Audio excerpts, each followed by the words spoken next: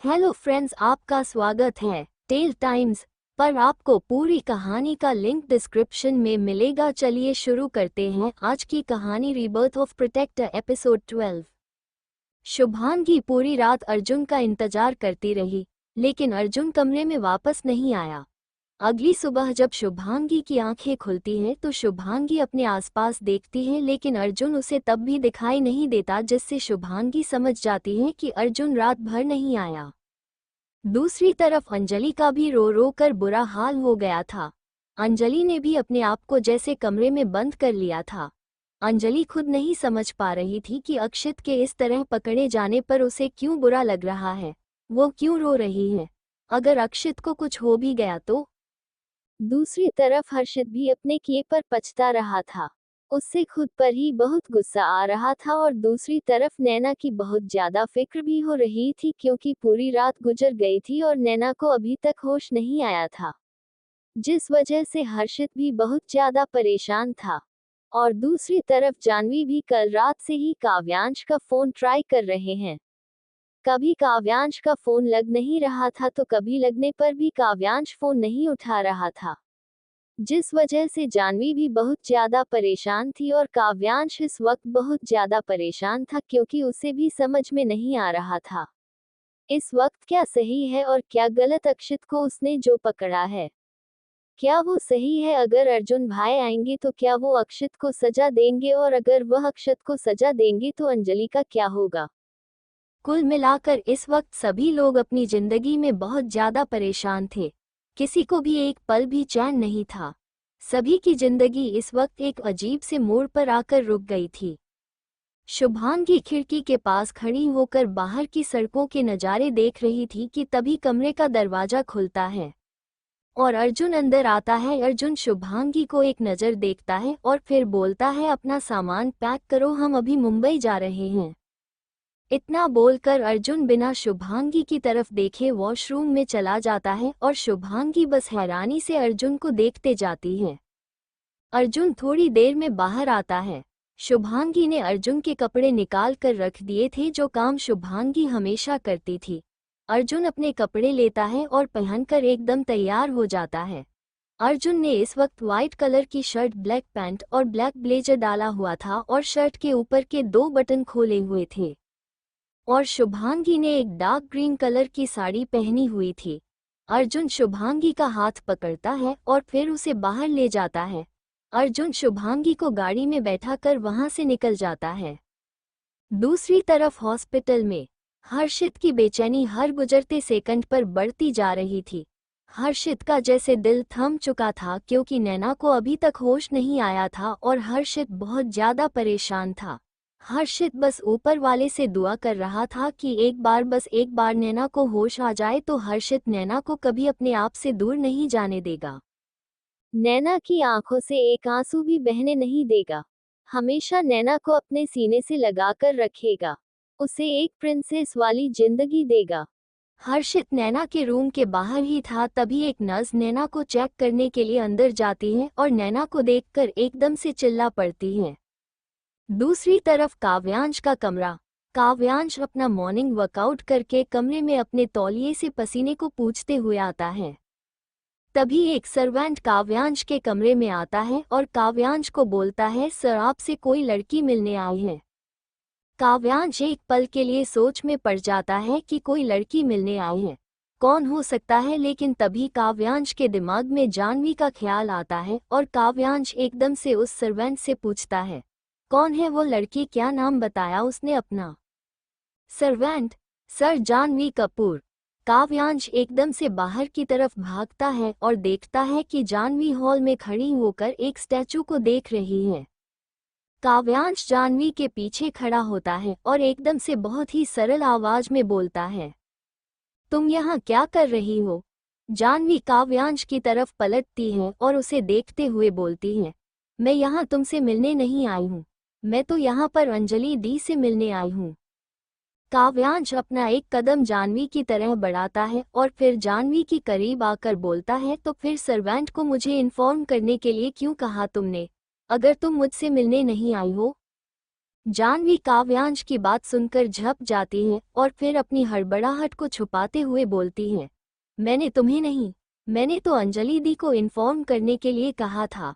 पता नहीं उस सर्वेंट ने शायद गलत सुन लिया होगा और तुम्हें इन्फॉर्म कर दिया। काव्यांश एक कदम बढ़ाकर और जानवी के करीब आ जाता है, लेकिन तभी जानवी एकदम से काव्यांश को धक्का देते हुए एक साइड में खड़ी हो जाती है। इस तरह धक्का देने पर काव्यांश को गुस्सा आता है। काव्यांश अपने हाथों की मुट्ठी बनाकर जैसे ही पीछे की तरफ पलटता है तो हैरान हो जाता है। दूसरी तरफ हॉस्पिटल में नैना के हाथ से नैना को खून चल रही बोतल की आईवी ड्रिप निकल गई थी, जिस वजह से खून फर्श पर गिर रहा था और नैना की सांसें बहुत ज्यादा भारी हो रही थी। नैना का ऑक्सीजन मास्क भी निकल गया था। नैना बहुत ही लंबी लंबी सांसें ले रही थी। नैना इतनी लंबी सांसें ले रही थी कि उसका सीना बहुत ज्यादा ऊपर उठता था और फिर एकदम से नीचे हो जाता था, जिसे देखकर ना एकदम से चिल्ला पड़ी थी। और नर्स की आवाज़ सुनकर हर्षित भी जैसे अंदर आता है तो अंदर का नज़ारा देखकर हैरान हो जाता है और नर्स जल्दी से फिर डॉक्टर को बुलाने के लिए चली जाती है। हर्षित नैना के पास आकर नैना का हाथ पकड़ता है और देखता है कि नैना के हाथ की आईवी ड्रिप निकल गई है, तो हर्षित नैना को जल्दी से उसकी ड्रिप लगा देता है और उसका ऑक्सीजन मास्क भी ठीक करता है। तभी डॉक्टर भी आ जाते हैं और फिर हर्षित साइड में खड़ा हो जाता है। डॉक्टर आकर नैना को चेक करती है और फिर हर्षित की तरफ देखकर बोलती है, थैंक यू डॉक्टर, आपने पेशेंट्स को बचा लिया। अगर आप सही समय पर इनका ऑक्सीजन मास्क और इनकी आईवी ड्रिप को सही नहीं करते तो 1 सेकंड में पता नहीं क्या से क्या हो जाता। हर्षित हैरानी से डॉक्टर पूजा की तरफ देखकर बोलता है, लेकिन डॉक्टर पूजा सब कुछ तो ठीक था, तो फिर यह अचानक से ऐसी हालत नैना की कैसे हो गई? उसका ऑक्सीजन मास्क कैसे निकल गया और कैसे उसकी आईवी ड्रिप निकली हुई थी? ये सब हुआ कैसे, किसने किया? और मैं तो पूरे टाइम बाहर ही था, अंदर कोई भी नहीं आया, तो फिर ये सब हुआ कैसे? डॉक्टर पूजा हर्षित की तरफ देखकर जवाब देती हैं, डॉक्टर हर्षद, हम केबिन में चलकर बात करते हैं, आप चले मेरे साथ। हर्षित डॉक्टर पूजा के साथ डॉक्टर पूजा के केबिन में जाकर कुर्सी पर बैठ जाता है और उसी के सामने डॉक्टर पूजा भी बैठ जाती हैं और फिर डॉक्टर पूजा हर्षित को बताती हैं, डॉक्टर हर्षित रिलैक्स हो जाए, मिस नैना अब खतरे से बाहर हैं और उन्हें होश भी आ चुका है। शायद वो जीना नहीं चाहती, इसीलिए उन्होंने खुद ही जानबूझकर अपना ऑक्सीजन मास्क निकाल दिया था और अपनी आईवी ड्रिप भी निकाल दी थी। लेकिन डॉक्टर हर्षित, अब आपको उनका बहुत ज़्यादा ध्यान रखना होगा। आपको उन्हें ज़िंदगी जीने की वजह देनी होगी, तभी वो इस ट्रॉमा से बाहर निकल पाएंगे, वरना वो डिप्रेशन में जा सकती हैं। डॉक्टर की बात सुनकर हर्षित को बहुत ज़्यादा गिल्टी फील होता है, लेकिन फिर हर्षित डॉक्टर पूजा को थैंक यू कहकर उनके केबिन से बाहर निकल जाता है और नैना के रूम की तरफ बढ़ जाता है। दूसरी तरफ शुभांगी बहुत ज़्यादा उदास थी, क्योंकि शुभांगी अपनी दादी से मिलने के लिए मथुरा आई थी और अब बिना ठीक से दादी से मिले ही शुभांगी को मथुरा छोड़कर जाना पड़ रहा था। लेकिन तभी शुभांगी का ध्यान सामने की तरफ जाता है तो शुभांगी देखती है कि यह रास्ता तो उसका दादी के घर की तरफ जा रहा है। शुभांगी एकदम से अर्जुन की तरफ देखते हुए बोलती है, क्या हम दादी से मिलने जा रहे हैं? अर्जुन, जो इस वक्त अपने फ़ोन में कुछ काम कर रहा था, शुभांगी की बात सुनकर अपना फ़ोन साइड में रखता है और अपना एक हाथ शुभांगी के गाल पर रखते हुए बोलता है, जाने से पहले एक बार तुम दादी से अच्छी तरह से मिल लो, उन्हें ठीक से बाय बोल देना, फिर हम मुंबई के लिए निकलेंगे। अर्जुन की बात सुनकर शुभांगी झट से अर्जुन के सीने से लग जाती हैं और फिर अपनी प्यारी सी आवाज़ में बहुत ही प्यार से बोलती हैं, थैंक यू सो मच, आप हमेशा ही मेरे दिल की बात बिना कहे समझ जाते हैं। मैं जाने से पहले एक बार दादी से मिलना चाहती थी और आप बिना कहे हाय मेरी बात को समझ गए, थैंक यू सो मच। काव्यांश के पीछे पलट कर देखता है तो हैरान हो जाता है, क्योंकि अंजलि जानवी के गले लग कर रो रही थी और फिर वहां पर आरती जी और दादी भी आ जाते हैं। अंजलि को इस तरह रोता देखकर दादी जी अंजलि से पूछती हैं, क्या हुआ बेटा, तुम रो क्यों रहे हो? सब ठीक है ना? क्या काव्यांश से तुम्हारी फिर से लड़ाई हुई? फिर दादी जी गुस्से में काव्यांश की तरफ देखते हुए बोलती हैं, तुम क्यों बार बार हमारी बेटी को परेशान करते रहते हो? हाँ, अब क्या किया तुमने? काव्यांश अपनी सीरियस आवाज में बोलता है। इस बार मैंने कुछ नहीं किया दादी, जो कुछ भी किया है अंजलि ने खुद किया है। अब अंजलि ही इस सब को ठीक कर सकती है, वरना कुछ नहीं हो सकता। तभी जानवी बोलती है, इसमें अंजलि दी की कोई गलती नहीं है दादी जी। तभी दादी जी और आरती जी का ध्यान जानवी पर जाता है और दोनों ही हैरानी से जानवी को देखते हुए बोलते हैं, अरे जानवी बेटा, तुम कब आए? हमने तो तुम पर ध्यान ही नहीं दिया। तभी अंजलि भी जानवी को छोड़ देती है और जानवी आगे बढ़कर दादी जी और आरती जी के पैर छूती है और फिर सभी वही हॉल में सोफे पर बैठ जाते हैं। दूसरी तरफ हॉस्पिटल में हर्षित नैना का हाथ पकड़ के पास में रखे स्टूल पर नैना के बेड के पास ही बैठा हुआ था। हर्षित की आंखें आंसुओं से भीगी हुई थी और हर्षित बस एक तक नैना को ही देख रहा था, जिसका चेहरा एक वक्त खिला रहता था। आज वही चेहरा पीला पड़ चुका था, होंठ सूख चुके थे और नैना की खूबसूरत आंखें जिनके नीचे गहरे काले गड्ढे बन गए थे। नैना की ऐसी हालत देखकर हर्षित खुद को ही दोषी मान रहा था और खुद पर ही हर्षित को बहुत गुस्सा भी आ रहा था। हर्षित नैना के हाथों को अपने होठों पर रखकर चुनता है और फिर नैना के बालों को एक हाथ से सलाते हुए बोलता है, मुझे माफ कर दो नाना, मैंने आज तक तुम्हें कभी भी शायद वह प्यार नहीं किया जो प्यार तुम डिसाइड करती थी। शायद मैं ही तुम्हारे काबिल नहीं था, लेकिन मैं वादा करता हूँ, एक बार जब तुम आंखें खोलोगी तो तुम जैसा बोलोगी मैं वैसा ही करूँगा। मैं कभी भी तुम पर एक उंगली भी नहीं उठाऊंगा, कोई भी अपशब्द मैं तुम्हें नहीं बोलूंगा। पता है नैना, डॉक्टर ने कहा है कि तुम खुद जीना ही नहीं चाहते, तुम्हारे पास जिंदगी जीने की वजह नहीं है। लेकिन नैना, मेरे बारे में तो सोचो, मेरी जिंदगी जीने की वजह तो सिर्फ तुम हो। तुम्हारे बगैर मैं जिंदा नहीं रह पाऊंगा। अगर तुम चली गई तो मेरी भी जिंदगी मुझसे रूठ जाएगी, मैं भी जिंदा नहीं रह पाऊंगा। तुम मेरी जिंदगी जीने की वजह हो, तुम्हारे जाने से मेरी भी जिंदगी जीने की वजह चली जाएगी। प्लीज नैना, अपनी आंखें खोलो, उठ जाओ नैना, अब बस बहुत सोली तुम, अब तो उठ जाओ। हर्षित ने आज तक बहुत कुछ खोया है नैना, मैं तुम्हें नहीं खो सकता, तुम्हें खो दिया तो जिंदगी को बैठूंगा। नैना प्लीज वापस आ जाओ, मुझे ऐसे छोड़कर मत जाओ, मैं नहीं रह पाऊंगा तुम्हारे बगैर, मैं मर जाऊंगा नैना, मैं मर जाऊंगा। हर्षित के आंखों से आंसू अब नैना के हाथों पर गिर रहे थे। तभी नैना की हाथों में हलचल हर्षित को महसूस होती है और हर्षित एकदम से नैना को देखने लगता है और नैना धीरे धीरे अपनी आंखों को हिलाने लगती है और फिर धीरे से नैना अपनी हल्की हल्की आंखें खोलती है। नैना को आंखें खोलता देखकर हर्षित बहुत ज़्यादा खुश हो जाता है और फिर हर्षित नैना को एग्जामिनेशन करता है, नैना की हार्ट बीट चेक करता है और नैना की नब्ज भी चेक करता है। सब कुछ नॉर्मल होने के बाद हर्षित एक चैन की सांस लेता है। राठौर मैंशन में दादी अंजलि को रोता हुआ देखकर बहुत ज़्यादा परेशान हो जाती हैं। इसीलिए दादी सभी से अंजलि की परेशानी पूछती हैं, लेकिन कोई भी नहीं बताता। तब दादी जी को थोड़ा सा गुस्सा आ जाता है और दादी जी गुस्से से पूछते हैं, तो दादी के गुस्से से पूछने पर जानवी सभी को सब कुछ बता देती हैं। दादी जी प्यार से अंजलि के सर को सलाते हुए बोलती हैं, अरे पगली, इसमें रोने की क्या बात है, हम सब हैं ना, हम सब अर्जुन को समझा देंगे। और अगर तू अक्षर से इतना ही प्यार करती है तो तूने हमें पहले क्यों नहीं बताया? तभी अंजलि एकदम से बोलती है, मैं अक्षित से प्यार नहीं करती दादी, लेकिन पता नहीं क्यों मुझे अक्षित के लिए डर लग रहा है। अगर अर्जुन भैया कुछ गलत समझ बैठे और उन्होंने अक्षित को कुछ कर दिया तो? तभी दादी जी और आरती जी मुस्कुराकर अंजलि क्यों देखते हुए बोलती हैं, अरे पगली, इसे ही तो प्यार कहते हैं। अगर तेरे दिल में अक्षित के लिए कुछ भी नहीं है तो तुझे अगर कोई लड़का ऐसे ही किस करता तो क्या तू उसे छोड़ देती नहीं ना? लेकिन अक्षय के किस करने पर तो तूने अक्षित को कुछ नहीं कहा, बस उसे किस करने दिया। इसका तो यही मतलब निकलता है ना कि तू भी अक्षित को बहुत प्यार करती है, इसीलिए अक्षिता तेरे करीब आना, तुझे छूना तुझे बुरा नहीं लगा।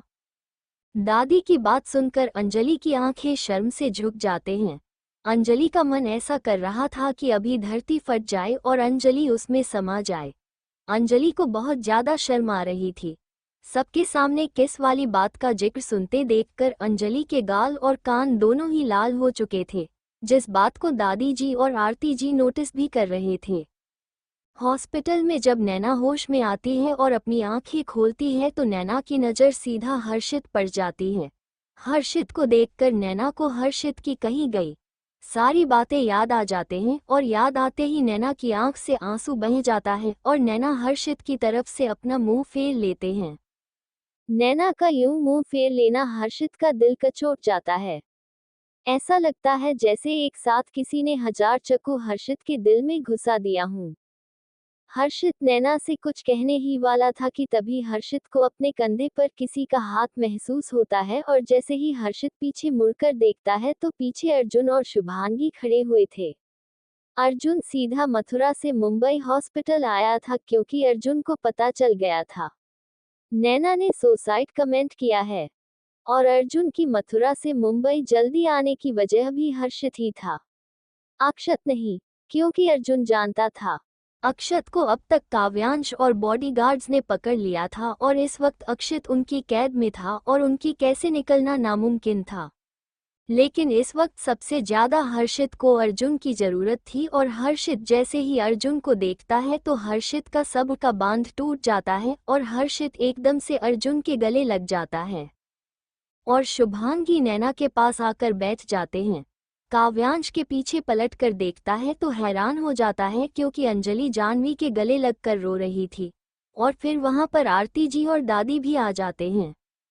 अंजलि को इस तरह रोता देखकर दादी जी अंजलि से पूछती हैं, क्या हुआ बेटा, तुम रो क्यों रहे हो, सब ठीक है ना, क्या काव्यांश से तुम्हारी फिर से लड़ाई हुई? फिर दादी जी गुस्से में काव्यांश की तरफ देखते हुए बोलती हैं, तुम क्यों बार बार हमारी बेटी को परेशान करते रहते हो?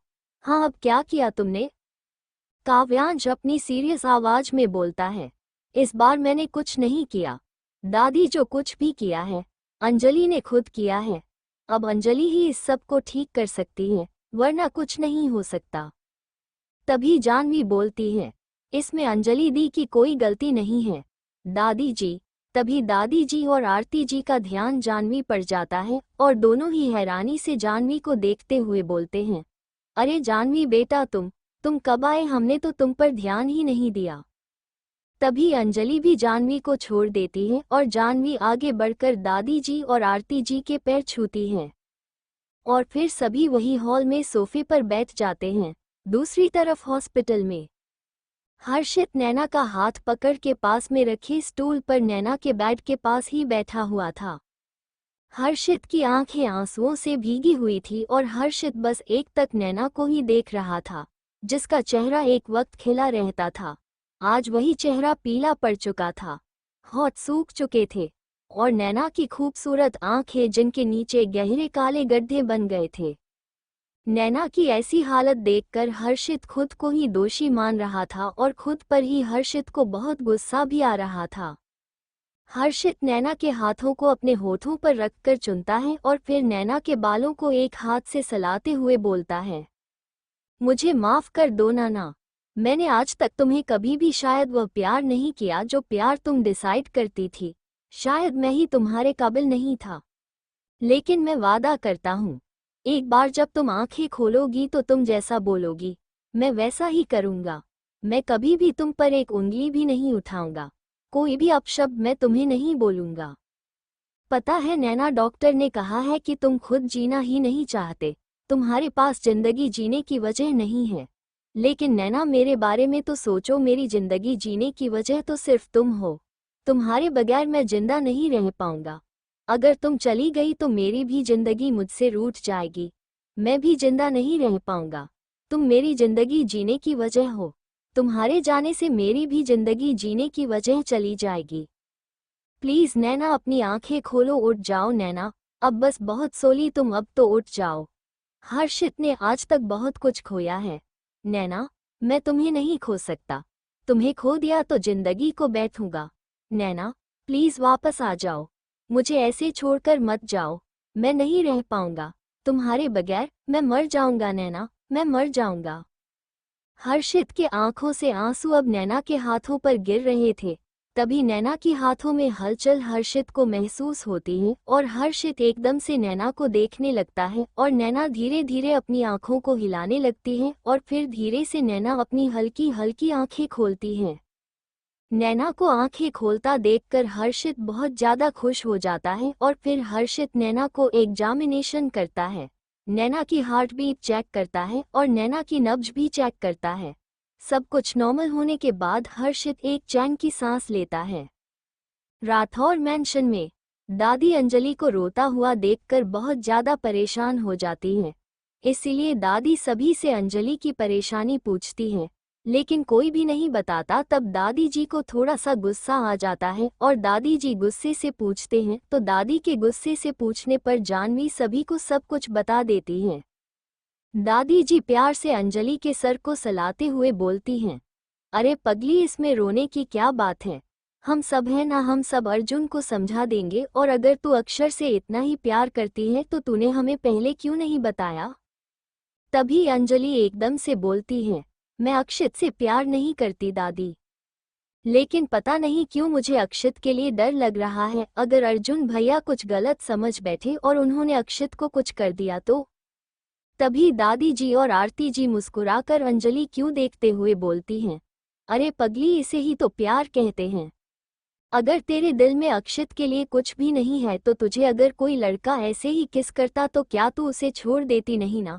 लेकिन अक्षय के किस करने पर तो तूने अक्षित को कुछ नहीं कहा, बस उसे किस करने दिया। इसका तो यही मतलब निकलता है ना कि तू भी अक्षित को बहुत प्यार करती है। इसलिए अक्षिता, तेरे करीब आना, तुझे छूना तुझे बुरा नहीं लगा। दादी की बात सुनकर अंजलि की आंखें शर्म से झुक जाते हैं। अंजलि का मन ऐसा कर रहा था कि अभी धरती फट जाए और अंजलि उसमें समा जाए। अंजलि को बहुत ज्यादा शर्म आ रही थी। सबके सामने किस वाली बात का जिक्र सुनते देखकर अंजलि के गाल और कान दोनों ही लाल हो चुके थे, जिस बात को दादी जी और आरती जी नोटिस भी कर रहे थे। हॉस्पिटल में जब नैना होश में आती है और अपनी आंखें खोलती है तो नैना की नज़र सीधा हर्षित पर जाती है। हर्षित को देखकर नैना को हर्षित की कही गई सारी बातें याद आ जाते हैं और याद आते ही नैना की आंख से आंसू बह जाता है और नैना हर्षित की तरफ से अपना मुंह फेर लेते हैं। नैना का यूं मुंह फेर लेना हर्षित का दिल कचोट जाता है। ऐसा लगता है जैसे एक साथ किसी ने 1000 चाकू हर्षित के दिल में घुसा दिया हूं। हर्षित नैना से कुछ कहने ही वाला था कि तभी हर्षित को अपने कंधे पर किसी का हाथ महसूस होता है और जैसे ही हर्षित पीछे मुड़कर देखता है तो पीछे अर्जुन और शुभांगी खड़े हुए थे। अर्जुन सीधा मथुरा से मुंबई हॉस्पिटल आया था क्योंकि अर्जुन को पता चल गया था नैना ने सुसाइड कमेंट किया है। और अर्जुन की मथुरा से मुंबई जल्दी आने की वजह भी हर्षित ही था, अक्षत नहीं, क्योंकि अर्जुन जानता था अक्षत को अब तक काव्यांश और बॉडीगार्ड्स ने पकड़ लिया था और इस वक्त अक्षित उनकी कैद में था और उनकी कैसे निकलना नामुमकिन था। लेकिन इस वक्त सबसे ज्यादा हर्षित को अर्जुन की जरूरत थी और हर्षित जैसे ही अर्जुन को देखता है तो हर्षित का सब्र का बांध टूट जाता है और हर्षित एकदम से अर्जुन के गले लग जाता है और शुभांगी नैना के पास आकर बैठ जाते हैं। हर्षित से मिलने के बाद अर्जुन सीधा घर आता है और जब अंजलि को पता चलता है कि अर्जुन भाई घर आ चुके हैं तो अंजलि अंदर से डरने लग जाती है। अंजलि को बहुत ज्यादा डर लग रहा था। अर्जुन हॉल में बैठकर अपने पूरे परिवार से बात कर रहा था।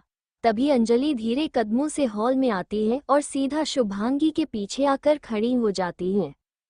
अंजलि धीरे से शुभांगी के कान में बोलती है, भाभी मुझे आपसे बहुत जरूरी बात करनी है, आप मेरे साथ चलिए। अंजलि की बात सुनकर शुभांगी भी धीरे कदमों से हॉल से खिसकने की कोशिश कर ही रही होती है कि तभी अर्जुन शुभांगी का हाथ पकड़ लेता है और उसे वहीं पर रोक लेता है और फिर एक कड़क आवाज में बोलता है, अंजलि मेरे सामने आओ अभी। अंजलि डरते हुए धीरे धीरे कदमों से अर्जुन के सामने आकर खड़े हो जाते हैं और अपना सर बिल्कुल नीचे झुकाकर ऐसे खड़ी होती है जैसे कि सारी गलती अंजलि की ही थी, सबसे बड़ा गुनाह कर दिया हुआ अंजलि ने। अर्जुन अंजलि से बहुत ही शरद आवाज में पूछता है, क्या तुम अक्षित से प्यार करती हो? अर्जुन की बात सुनकर अंजलि बिना सोचे समझे अपनी गर्दन ना में हिलाने लगती है तो अर्जुन बोलता है, ठीक है, अर्जुन अपना फोन निकालता है और किसी को कॉल लगाता है। कॉल पिक होते ही अर्जुन अपनी सर्द आवाज में बोलता है, अक्षत को जान से मार दो। अर्जुन की बात सुनते ही अंजलि की तो जैसे सांसें ही थम जाती हैं। उसके पैरों की जमीन खिसक जाती है। ऐसा लगता है कि जैसे किसी ने उसके शरीर से उसकी आत्मा को निकाल दिया हो, उसके शरीर में कोई जान ही ना बची हो। अर्जुन अपना फोन काटते हुए अपनी जेब में रख देता है और फिर अंजलि की तरफ देखते हुए बोलता है, ठीक है तो तुम अपने कमरे में जाओ, मैं उस अक्षत सिंह रायजादा को देख लूंगा। अर्जुन की आवाज से अंजलि अपने संस में आती है और अर्जुन का हाथ पकड़ते हुए बोलती है, नहीं नहीं भाई, आप ऐसा नहीं कर सकते, आप अक्षित को नहीं मार सकते। भाई प्लीज ऐसा ना करें, और अक्षय को कुछ हो गया तो मैं जी नहीं पाऊंगी। भाई अक्षय को कुछ मत करिए। अर्जुन बस चुपचाप खड़े हुए अंजलि को देख रहा था। जब अंजलि देखती है कि अर्जुन कोई भी रिएक्शन नहीं दे रहा है तो अंजलि शुभांगी के पास जाती है और शुभांगी का हाथ पकड़ते हुए बोलती है, भाभी आप तो कुछ भैया से कहिए ना, भैया को बोलिए ना कि वो अक्षत को कुछ ना कहे। भाभी भाई आपकी बात नहीं डालेंगे, भाभी भाई को बोलिए ना। अंजलि की तड़प को देखकर सभी लोग हैरानी से अंजलि को देख रहे थे। अंजलि जब देखती है कि शुभांगी भी कुछ नहीं बोल रही तो फिर अंजलि अपने चारों तरफ देखती है।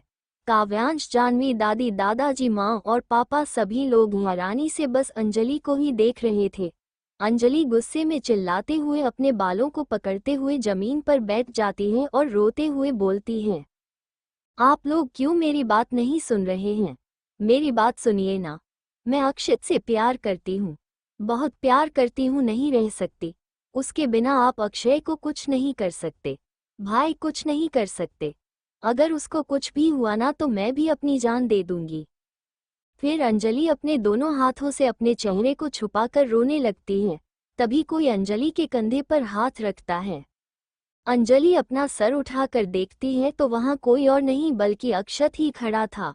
अंजलि हैरानी से अक्षित को देखते हुए खड़ी होती है और फिर अक्षित को चारों तरफ से देखते हुए ये तसल्ली करती है कि अक्षत बिल्कुल ठीक तो है ना, उसे कुछ हुआ तो नहीं। अंजलि ऊपर से नीचे तक अक्षित को चेक करते हैं। चेक करने के बाद अंजलि रोते हुए अक्षित के सीने से लग जाती है और फिर तभी सभी लोग जोर जोर से हंसने लग जाते हैं। सभी की आवाज सुनकर अंजलि झेप जाती है और एकदम से अक्षत से अलग हो जाती है और फिर अर्जुन की तरफ देखते हुए बोलती है, भाई आपने। अर्जुन अंजलि के पास आता है और अंजलि के सर पर हाथ रखते हुए बोलता है, तेरी खुशी से बढ़कर कुछ भी नहीं, मेरे सारे सुख तेरे, तेरे सारे गम मेरे, और मेरे होते हुए मेरी बहन को किसी भी चीज की कमी कभी नहीं होगी। अंजलि एकदम से इमोशनल होकर अर्जुन के गले लग जाती है और रोने लगती है। तभी काव्यांश अंजलि को छेड़ते हुए बोलता है, ओह रोटरी बिल्ली, चल रोना बंद कर, कितना रोएगी, कितना ड्रामा कर रखा है तूने। अंजलि काव्यांश को घूरते हुए बोलती है, भाई देखो ना, भाई मुझे फिर से सता रहे हैं, मेरा उल्टे सीधे नाम निकालते रहते हैं। अर्जुन काव्यांश को डांटते हुए बोलता है, काव्या। अर्जुन की आवाज सुनकर काव्यांश भी एकदम चुप हो जाता है। तभी अर्जुन अंजलि को बोलता है, वैसे अगर काव्यांश ने मुझे सच नहीं बताया होता तो कुछ भी हो सकता था। काव्यांश नहीं, मुझे तुम्हारी शर्ट के बारे में और फिर इस तरह छोड़कर जाने के बारे में, वो सब जो तुमने देहरादून में नौटंकी की थी, सारी चीजें बताई थी। अर्जुन की बात सुनकर अंजलि हैरानी से काव्यांश को देखती है तो काव्यांश भी अपने कंधे उचका देता है। फिर अंजलि इमोशनल होकर काव्यांश के भी गले लग जाती है और रोने लगती है। काव्यांश मुस्कुराकर अंजलि को गले लगा लेता है और एक हाथ से उसके सर को थपथपाते हुए बोलता है, तू अगर हमें नहीं बताएगी तो क्या तेरे भाइयों को पता नहीं चलेगा कि तेरी खुशी किसमें है, पगली कहीं की। फिर ऐसे ही सभी मुस्कुरा देते हैं। राठौर फैमिली में सभी का दामन खुशियों से भर गया था। हर किसी की जिंदगी में सिर्फ खुशियां ही खुशियां थी और इसी खुशी में समय भी बीता हुआ जा रहा था। अंजलि और अक्षित की शादी तय हो गई थी और नैना के हॉस्पिटल डिस्चार्ज होने के बाद हर्षित नैना को अर्जुन के कहने पर राठौर मेंशन लेकर आता है, क्योंकि अर्जुन ने हर्षित से बोला था कि अगर नैना को पूरी फैमिली के बीच में रखा जाएगा तो नैना खुश रहेगी और उसके लिए माहौल भी चेंज हो जाएगा और शायद हर्षित और नैना के बीच की थोड़ी दूरियां भी कम हो जाए। और फिर एक दिन अर्जुन पूरे परिवार के सामने अनाउंस करता है कि हर्षित और नैना की शादी भी अंजलि और अक्षय के साथ ही की जाएगी। लेकिन नैना शादी के लिए मना कर देती है और तब पूरे परिवार मिलकर नैना को समझाता है और पूरे परिवार के कहने पर नैना हर्षित से शादी करने के लिए तैयार हो जाती है। और देखते ही देखते समय अपनी गति से चलता हुआ आगे बढ़ जाता है और फिर कुछ ही टाइम बाद ही अक्षत और अंजलि, नैना और हर्षित चारों की शादी का समय भी आ जाता है। चारों की शादी बहुत ही धूमधाम से कराई जाती है और समय अपनी गति से बढ़ने लगता है। 25 साल बाद अर्जुन किसी को फोन करता है और बहुत ही कठोर आवाज में बोलता है, हमारी जान को एक खरोच भी नहीं आनी चाहिए और जिन लोगों ने हमारी जान पर अपनी गंदी नज़र डाली है वो लोग हमें हमारे कदमों में चाहिए और वह भी जिंदा। सामने से ही अर्जुन की तरह एक कठोर और सर्द आवाज सुनाई देती है, डोंट वरी पापा, जिसने भी ममा को हाथ लगाया है वो हाथ उसके शरीर पर नहीं बचेगा। तभी एक और ऐसी ही सर्द आवाज सुनाई देती है, yes papa, and I make sure उस आदमी की सांसें तब तक नहीं टूटेंगे जब तक वो आपके कदमों में ना आ जाए।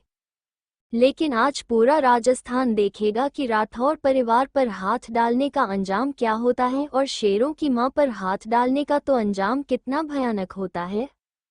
शुरू होने जा रही है एक नई दास्तां, फिर से मोहब्बत परवान चढ़ेगी, फिर से जुनूनियत की हद तक मोहब्बत की जाएगी। क्योंकि राठौर परिवार में 2 खूंखार शेरों ने जन्म लिया है, तो देखेंगे कि ये खूंखार अपनी मोहब्बत को कैसे पाएंगे और क्या रंग लेकर आएगी इनकी मोहब्बत। क्या ये भी अपने हमसफर की हिफाजत करेंगे या खुद ही उनके लिए खतरा बनेंगे। शुभांगी एक कुर्सी पर आराम से अपने एक पैर पर पैर रखकर बैठे हुए थे। शुभांगी ने इस वक्त हल्की गुलाबी रंग की बनारसी साड़ी पहनी हुई थी और शुभांगी का रुतबा इस वक्त एक रानी महारानियों की तरह लग रहा था। तभी एक मोटा सा भद्दा सा तकरीबन 50-60 साल का आदमी शुभांगी के सामने पान को मुंह में चलाते हुए आता है और शुभांगी के सामने वाली कुर्सी पर आकर बैठ जाता है। उस आदमी ने अपने हाथों की उंगलियों में सोने की मोटी मोटी अंगूठी पहन रखी थी, गले में भी सोने की काफी मोटी चेन पहन रखी थी और सर पर उसके बहुत ही कम हिस्से पर बाल थे और बीच की चांद पूरी टकली थी।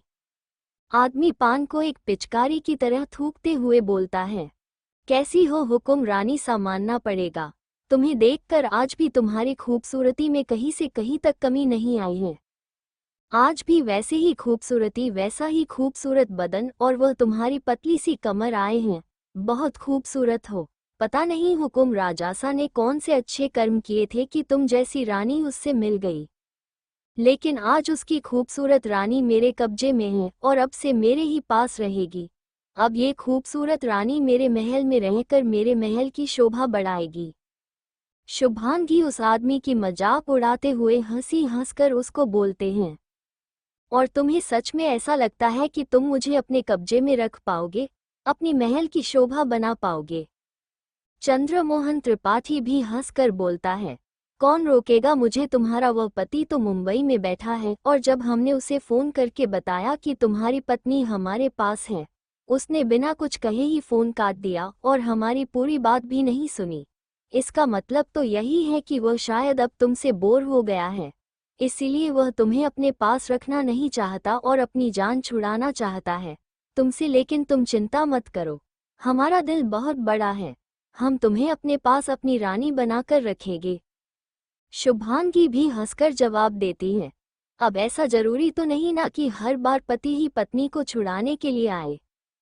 चंद्रमोहन त्रिपाठी सवालिया नजरों से शुभांगी को देखता है तो शुभांगी थोड़ा सा आगे झुककर अपने दोनों हाथों को आपस में क्रॉस करके उसको बोलती है, मेरे जो पति है ना वो बहुत बड़े बिजनेसमैन हैं, तो उन्हें ना इतना टाइम नहीं रहता कि तुम जैसे लोगों पर बेस्ट करें, लेकिन मुझ में तो उनकी जान बसती है, इसीलिए अपनी जान को बचाने के लिए उन्होंने अपनी जान को ही भेजा है।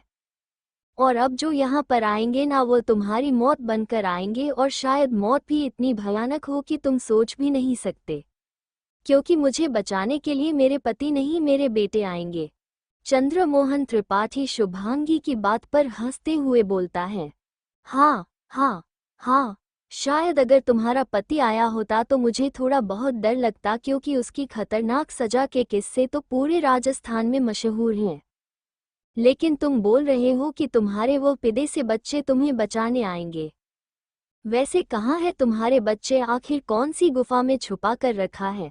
तुम्हारे पति ने अपने बच्चों को पूरे राजस्थान में आज तक किसी ने तुम्हारे बच्चों को नहीं देखा। शुभांगी भी मुस्कुरा कर बोलती है, आते ही होंगे, देख लेना। वैसे तो तुम्हारी शक्ल पहले से ही बहुत गंदी है, लेकिन मेरे बेटे जब तुम्हें मारेंगे ना, तो तुम्हारी गंदी सी शक्ल देखने लायक नहीं बचेगी। शुभांगी की इस बात पर चंद्रमोहन त्रिपाठी को गुस्सा आ जाता है और वो अपना हाथ उठाकर शुभांगी को थप्पड़ मारने ही वाला होता है कि तभी उसे बाहर से ब्लास्ट की आवाज सुनाई देती है। ब्लास्ट की आवाज सुनकर सभी लोग बाहर जाकर देखते हैं तो बाहर जितनी भी गाड़ियां थी सभी हवा में उड़ उड़ कर नीचे जमीन पर गिर रही थी और ब्लास्ट हो रही थी। शुभांगी के चेहरे पर भी एक ईवल स्माइल आ जाती है और शुभांगी मुस्कुराते हुए बोलती है, आ गए मेरे शेर, तुम्हारी मौत बनकर। सभी लोग बाहर मैदान में देखते हैं तो पूरी तरफ राजस्थान की धूल उड़ी हुई थी। तभी उस धूल में से एक स्पोर्ट कार आकर रुकती है और उसमें से एक 24-25 साल का बहुत ही हैंडसम लड़का बाहर निकलता है। वो अपने कोट को उतारकर अपने बॉडीगार्ड की तरफ उछाल देता है और फिर अपनी बाजू की स्लिप को कोहनी तक मोड़कर आगे बढ़ता है। उस लड़के ने वाइट कलर की शर्ट और ब्लैक पेंट पहनी हुई थी। शर्ट के आगे के 3 बटन खुले हुए थे। आंखों पर काला चश्मा जो उसे और भी ज्यादा किलर लुक दे रहा था। हल्के सुनहरे बाल, गोरा रंग कुछ कुछ अर्जुन की कॉपी लग रहा था और टशन तो पूरा का पूरा अर्जुन जैसा था। वो लड़का बड़े ही स्टाइल से अपने चश्मे को उतारता है। उस लड़के की आंखें समुद्र जैसी नीली थी जैसे कि शुभांगी की आंखें थी। लड़का सीटी बजाते हुए अपने हाथ को गन की तरफ पॉइंट करते हुए एक आदमी के सर पर पॉइंट करता है और फिर एक गोली की आवाज आती है और वो गोली उसके सर के आर पार थी जिसकी तरफ उस लड़के ने पॉइंट किया हुआ था। फिर वो लड़का बड़ी अदा से अपने हाथ पर फूंक मारता है। सभी लोग हैरानी से उसकी तरफ देखने लगते हैं कि उसकी हाथ में गन तो नहीं थी, फिर गोली कैसे चली। तभी सभी लोगों का ध्यान पीछे की तरफ जाता है जहां गाड़ी के बोनट पर एक लड़का उसी की उम्र का बैठा हुआ था और उसके हाथ में गन थी, जिसने ग्रे कलर की पेंट और रॉयल ब्लू कलर की शर्ट पहनी हुई थी और अपनी शर्ट की बाजुओं को कोहनी तक फोल्ड किया हुआ था और शर्ट के 3 बटन खुले हुए थे और उन्हीं शर्ट के बीच में उस लड़की का भी चश्मा दंगा हुआ था और इस लड़के में हल्की हल्की झलक शुभांगी की थी। कहने को तो दोनों जुड़वा थे, लेकिन शक्ल सूरत में दोनों अलग अलग थे, लेकिन लुक के मामले में दोनों ही एक दूसरे को बराबर की टक्कर दे रहे थे। दोनों की शक्ल सूरत एक दूसरे से काफी अलग थी। दोनों में कोई चीज कॉमन थी तो वो थी उनकी आंखें, क्योंकि समुद्र की तरह और शुभांगी की तरह ही नीली थी। तभी पहले वाला लड़का पीछे वाले की तरफ मुड़कर बोलता है, गुड शॉट ब्रो। और फिर वो लड़का भी अपनी कमर के पीछे से अपनी गन निकालता है और फिर वो वहां पर एक के बाद एक गोलियां चलनी शुरू हो जाती हैं और फिर वो लड़के गोली चलाते हुए आगे बढ़ रहे थे। दोनों के हाथों में दो बंदूकें थी। फिर दोनों गोली चलाते हुए अंदर आ जाते हैं और जब वो दोनों अंदर आते हैं तो शुभांगी उन्हें एक कुर्सी पर बैठी हुई दिखाई देती है। दोनों के चेहरे पर मुस्कान आ जाती है। तभी एक लड़का, जिस लड़के ने व्हाइट शर्ट पहनी हुई थी, उसके सर पर पीछे से डंडा मार देता है, जिससे शुभांगी एकदम से चिल्लाते हुए बोलती है, शिवाय। जी हाँ, ये है शुभांगी का छोटा बेटा शिवाय राठौर। चोट लगने से शिवाय को जरा सा भी असर नहीं होता। शिवाय एकदम खंबे की तरफ खड़ा रहता है। शिवाय पीछे मुड़ते हुए उस आदमी को देखकर एक शैतानी मुस्कान अपने चेहरे पर बिखेर देता है और फिर अपना सर टेढ़ा करके उस आदमी को देखता है। शिवाय के देखने का तरीका इतना खतरनाक था कि वह आदमी जिसने शिवाय पर डंडे से हमला किया था, डंडे को छोड़कर पीछे भागने लगता है। लेकिन जैसे ही वह पीछे भागता है तो एक चट्टान जैसे इंसान से टकरा जाता है। आदमी जब अपना सर उठाकर ऊपर देता है तो दूसरा लड़का, जिसकी नीली आंखें इस वक्त गुस्से से लाल हो गई थी और वह बहुत ही ज्यादा खतरनाक लग रहा था, उसकी आंखों को देखकर तो जैसे उसका गला ही सूख जाता है, उसके हाथ पैर कांपने लगते हैं। दूसरा लड़का उस आदमी की गर्दन पकड़ता है और फिर उसे ऊपर उठाते हुए एक टेबल पर पटक देता है और इसी के साथ टेबल भी बुरी तरीके से टूट जाती है। तभी चंद्रमोहन त्रिपाठी अपनी हाथ में गन लिए एकदम शुभांगी के पास आता है और उसके सर पर गन रखकर बोलता है, कौन हो तुम दोनों? ये मारपीट करना बंद करो। तुमने मेरे सारे आदमियों को मार डाला। अगर तुम में से अब कोई भी अपनी जगह से हिलाना तो मैं इसे जान से मार डालूंगा। तभी शुभांगी बोलती है, बहुत बड़ी गलती करती चंद्रमोहन त्रिपाठी, तूने शेरों के सामने उनकी मां पर बंदूक तानी है। शुभांगी की नीली आंखें भी गुस्से से लाल थी।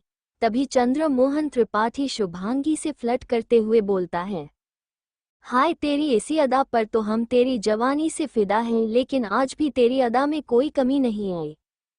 शुभांगी 10 सेकंड तक तो चंद्रमोहन त्रिपाठी को बिल्कुल साइलेंट होकर देखती है और फिर शुभांगी बहुत जोर जोर से हंसने लग जाती है। शुभांगी को इस तरह हंसते हुए देखकर चंद्रमोहन त्रिपाठी शुभांगी को बोलता है, पागल हो गई है क्या? मौत अपने सामने खड़ी हुई क्या देख ली? अपना दिमाग का संतुलन खो बैठी है। शुभांगी मुश्किल से अपनी हंसी को रोकते हुए बोलती है, मौत मेरी नहीं, मौत तो अब तेरी आएगी, क्योंकि जो तूने बोला है ना, तुझे बहुत ही भयानक मौत मिलने वाली है। तभी शुभांगी इशारे से चंद्रमोहन त्रिपाठी को सामने देखने के लिए बोलती है और जब चंद्रमोहन त्रिपाठी सामने देखता है तो इस वक्त वह दोनों लड़के किसी डेविल से कम नहीं लग रहे थे। उनकी आंखों में तो जैसे खून उतर आया था, उनकी हाथों की नसें दिखाई दे रही थी और चेहरा तो गुस्से से काला पड़ चुका था। उन दोनों का इतना खतरनाक रूप देखकर चंद्रमोहन त्रिपाठी को अर्जुन की याद आ जाती है और उसके हाथ कांपने लगते हैं। तभी शुभांगी बोलती है, अद्विक, मैं जानती हूँ कि तुम्हारे पापा ने इसे जिंदा लाने के लिए बोला होगा, लेकिन ये जिंदा तो यहाँ से जाए, लेकिन इसकी सांसें सिर्फ चल रही होनी चाहिए, बाकी इसके शरीर में जान नहीं बचनी चाहिए। तभी उस लड़के का चेहरा और भी ज्यादा खतरनाक हो जाता है और वह अपना एक कदम आगे बढ़ाकर चंद्रमोहन त्रिपाठी का हाथ पकड़ लेता है और उसे पीछे मोड़ देता है और फिर उसकी गन को छीनकर उसकी गर्दन पर मारता है, जिससे चंद्रमोहन त्रिपाठी नीचे गिर जाता है और फिर अद्विक एक जोरदार लात उस चंद्रमोहन त्रिपाठी के पेट में मारता है, जिससे चंद्रमोहन त्रिपाठी एकदम से बैठ जाता है। तो अद्विक अपना घुटना उसके मुंह पर मारता है, जिससे चंद्रमोहन त्रिपाठी की नाक से खून आने लगता है। फिर अद्विक चंद्रमोहन त्रिपाठी का कॉलर पकड़कर उसे उठाता है और एक दीवार में जोरदार उसका सर दे मारता है और शिवाय शुभांगी के पास जाकर खड़ा होकर बड़े आराम से चंद्रमोहन त्रिपाठी को पीटते हुए देख रहा था और उसके मजे ले रहा था। शिवाय मजे लेते हुए बोलता है, क्या बात है ब्रो, आप तो पापा की पूरी कॉपी करने लगे हो। पापा भी ऐसी उठा उठा कर पटकते हैं और आप भी ऐसे ही उठा उठा कर पटक रहे हो। तभी अद्विक चंद्रमोहन त्रिपाठी का एक हाथ तोड़ देता है और चंद्रमोहन त्रिपाठी की एक बहुत ही दर्दनाक चीख पूरे हॉल में गूंज जाते हैं। फिर शिवाय शुभांगी की तरफ मुड़ते हुए बोलता है, मम्मा एक बात बताओ, मैं पापा की तरह देखता हूँ लेकिन सारे गुण भाई में पापा के हैं, ऐसा क्यों? वैसे शिवाय और अद्विक में सिर्फ 30 मिनट का फर्क था।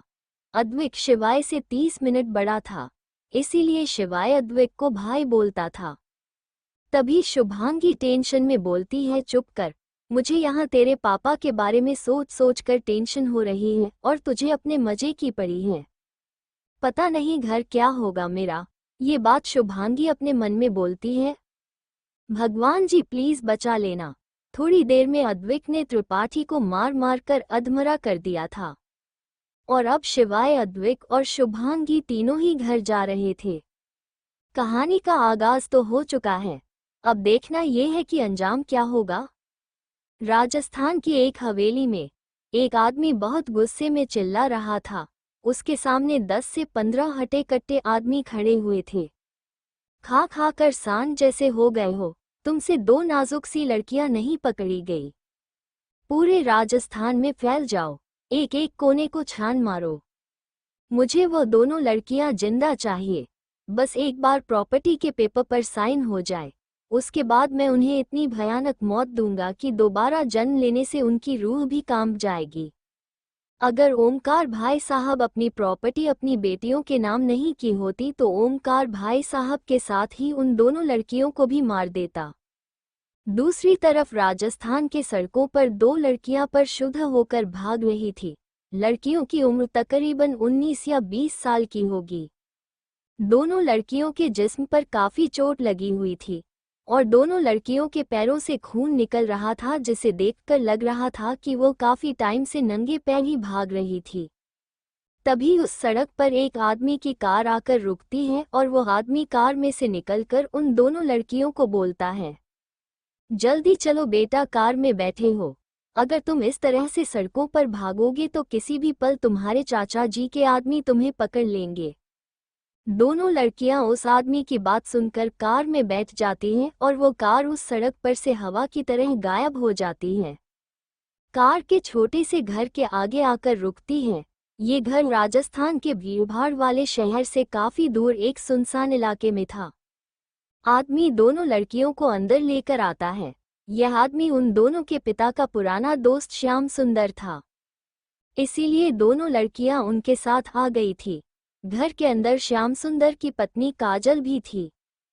काजल उन दोनों लड़कियों को आराम से बैठाती है और फिर उनके सर पर हाथ रखकर उनसे बहुत ही प्यार से बोलती है, भाई साहब को मरे अभी 4 दिन भी नहीं हुए और भाई साहब के दुश्मनों ने अपना रंग दिखाना शुरू कर दिया। अपने पिता के बारे में सुनकर दोनों लड़कियां फूट फूट कर रोने लगती हैं। काजल और श्याम सुंदर दोनों ही उन दोनों लड़कियों को प्यार से चुप कराते हुए बोलते हैं, शांत हो जाओ बेटा, ऐसे हार नहीं मानते। अगर तुम इतनी जल्दी हार मान जाओगी तो आगे की लड़ाई कैसे लगेगी। तुम्हें अपने पिता के बिजनेस को आगे चलकर संभालना है। तभी उनमें से एक लड़की बोलती है, लेकिन अंकल, चाचा जी के आदमी हमें हर जगह ढूंढ रहे हैं। वो हमें जान से मार देना चाहते हैं। हम उनसे कैसे बचेंगे? और हमारे चाचा जी का लड़का मयंक, जो हमारा भाई है, वही दीदी के साथ जबरदस्ती करना चाहता है। लड़की की बात सुनकर काजल हैरानी से बोलती है, कोई इतना कैसे गिर सकता है कि अपनी ही बहन पर इतनी गंदी नजर रखे। लेकिन तुम दोनों तो जुड़वा बहनें हो और बिल्कुल एक जैसी। तुम्हें देखकर कोई नहीं बता सकता कि तुम दो हो, बल्कि ऐसा लगेगा कि दोनों आईने के सामने खड़ी हो। दोनों एक दूसरे का प्रतिबिंब हो, तुम बिल्कुल एक जैसी। तो फिर मयंक को कैसे पता कि तुम में से बड़ी बहन कौन है और वो तुम्हारी बड़ी बहन के पीछे ही क्यों पड़ा है? तभी दूसरी लड़की बोलती है, हम बेशक एक जैसे हैं, लेकिन एक चीज ऐसी है जो हम दोनों को अलग बनाती है। वो है हमारी आंखों का रंग। मेरी आंखों का रंग हरा है और छोटी की आंखों का रंग कत्थई। फिर पहली लड़की बोलती है, और मयंक दीदी के पीछे इसलिए पड़ा है क्योंकि दीदी ने मयंक को गुस्से में थप्पड़ मार दिया था और उसे गुस्से में नाजायज भी बोल दिया था। फिर दूसरी लड़की बोलती है, अब हम क्या करें अंकल, हम कहाँ जाएं? हमें कुछ समझ नहीं आ रहा। हम किस से मदद मांगे? कौन हमारी मदद करेगा अंकल? श्याम सुंदर कुछ सोचकर बोलता है, एक इंसान है जो तुम्हारी मदद कर सकते हैं। उनके पास पहुंचने के बाद कोई तुम्हें छू भी नहीं पाएगा। तभी दोनों लड़कियां एक साथ बोलती हैं, और वो कौन है अंकल जो हमारी मदद कर सकते हैं? श्याम सुंदर, हुकुम सा। तभी दोनों लड़कियां हैरानी से बोलती हैं, हुकुम सा world best business tycoon Arjun Rathore. लेकिन वो हमारी मदद क्यों करेंगे अंकल? श्याम सुंदर, क्योंकि तुम उनकी रियासत में आती हो और पूरे राजस्थान के हुकुम सा हैं। वो उनकी शरण में जाने के बाद कोई भी खाली हाथ नहीं लौटता। और मैंने सुना है कि इस समय उनके दोनों बेटे यही राजस्थान में हैं। अगर तुम उन दोनों से मिलो तो वो तुम्हारी मदद जरूर करेंगे। बातें करते करते ही काजल ने दोनों लड़कियों के घावों पर मरहम लगा दिया था और फिर काजल बोलती है, बातें बाद में करना, चलो पहले चलकर खाना खा लो।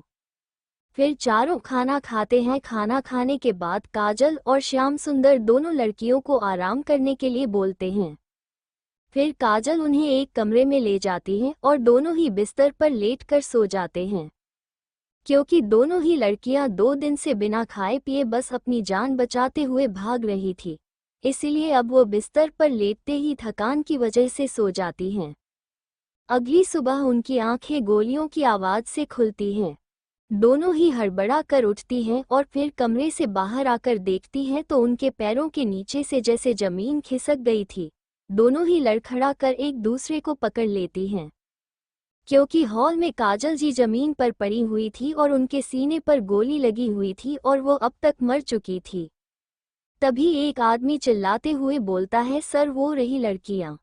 सभी आदमी पीछे मुड़कर देखते हैं तो दोनों लड़कियां घबरा जाती हैं। तभी उनमें से एक 26-27 का लड़का आगे आकर मुस्कुराते हुए अपना सर टेढ़ा करके उन लड़कियों को देखते हुए बोलता है, ओहो प्यारी बहना, यहाँ छुपी हुई हो, लेकिन क्या फ़ायदा, कब तक छुपाओगी मुझसे? खुद तो तुम छुपी हुई हो और अपनी बहन को भी यही छुपा रखा है। तुम तो जानती हो ना कि तुम्हारी बहन के जिस्म की आग लगी हुई है मेरे अंदर। इतना बोलकर मयंक उनकी तरफ बढ़ने लगता है तो लड़कियां वहां से भागने की कोशिश करती हैं, लेकिन तभी मयंक के आदमी दोनों लड़कियों को पकड़ लेते हैं। तभी मयंक बड़ी बहन के पास आते हुए उसके बालों को कसकर पकड़ते हुए बोलता है, कहाँ भागोगी और कब तक भागोगी? आज नहीं तो कल तुम्हें मेरे बिस्तर पर आना ही है।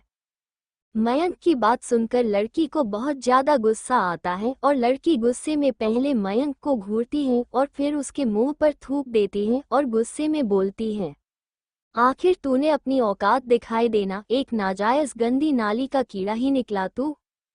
इन सब के पास तो जैसे मयंक के अंदर का गुस्सा ज्वालामुखी बनकर फट जाता है। मयंक एक के बाद एक थप्पड़ मारने उस लड़की पर शुरू कर देता है। मयंक अपने आदमियों को बोलता है, मारो दोनों लड़कियों को और मार मार कर अधमरा कर दो और फिर उसके बाद दोनों लड़कियों को मेरे बिस्तर पर ले आना। पहले मैंने सिर्फ इसके साथ बिस्तर शेयर करने के बारे में सोचा था, लेकिन अब मैं दोनों के साथ बिस्तर शेयर करूंगा और फिर उसके बाद तुम लोग इनके साथ बिस्तर गर्म कर सकते हो। 2-3 आदमी आगे आते हैं और दोनों लड़कियों को मारना शुरू कर देते हैं और पहले तो वो लोग उन लड़कियों को थप्पड़ मारते हैं और फिर उनका सर पकड़कर दीवार में दे मारते हैं, जिससे उनके सर से खून निकलने लगता है और फिर वो आदमी अपने बेल्ट उतारते हैं और बेल्ट से उन लड़कियों को मारने लगते हैं। तभी श्याम सुंदर एक आदमी की बंदूक छीनकर मयंक को पकड़ लेता है और उसके सर पर बंदूक रखते हुए बोलता है, सभी लोग अपनी बंदूक के नीचे करो वरना तुम्हारे इस मालिक को मैं जान से मार दूंगा। छोड़ो दोनों लड़कियों को। सभी आदमी अपनी बंदूक के नीचे रख देते हैं और पीछे हट जाते हैं। तभी श्याम सुंदर बोलता है, उठो बेटियों और भागो यहाँ से। तभी छोटी लड़की बोलती है, लेकिन अंकल आप तो। श्याम सुंदर बोलता है, मेरी फिक्र मत करो, बच्चे हो तुम, भागो यहाँ से। तभी बड़ी लड़की बोलती है, लेकिन अंकल हम आपको छोड़कर कैसे जा सकते हैं? तभी श्याम सुंदर बोलता है, मैंने कहा ना मेरी फिक्र मत करो, तुम जाओ यहाँ से, तुम्हें तुम्हारे माँ बाप की कसम, तुम्हें मेरी कसम, भागो यहाँ से, मैं इन सब को देख लूँगा। तुम बस भागो यहाँ से, रुकना मत और पीछे मुड़कर मत देखना, बस भागो यहाँ से। तभी बड़ी लड़की अपनी छोटी बहन का हाथ पकड़ती है और वहां से जाने लगती है और फिर वहां से भागते हुए बाहर निकल जाती हैं। लेकिन तभी उनके कानों में एक गोली चलने की आवाज आती है। दोनों लड़कियां पीछे मुड़कर देखती हैं तो श्याम सुंदर जी जमीन पर मरे हुए पड़े थे, उनके सर पर गोली लगी थी। दोनों लड़कियां उन्हें देखकर डर जाती हैं और फिर तभी बड़ी लड़की अपनी छोटी बहन का हाथ पकड़ती है और वहां से तेजी से भागने लगती है। तभी मयंक और मयंक के सारे आदमी दोनों लड़कियों को पकड़ने के लिए उनके पीछे जाते हैं और थोड़ी ही देर में मयंक के आदमी दोनों लड़कियों को घेर लेते हैं। मयंक अपने चेहरे पर गंदी सी हंसी लेकर आदमियों के बीच में से निकलकर दोनों लड़कियों के सामने खड़ा हो जाता है। मयंक एक नज़र दोनों लड़कियों को ऊपर से नीचे तक देखता है और फिर अपने चेहरे पर सख्त भाव लेकर बोलता है, बहुत बड़ी गलती कर दी, तुमने मेरे चेहरे पर थूक कर अब मैं तुझे बताता हूँ कि नाजायज औलाद क्या होती है।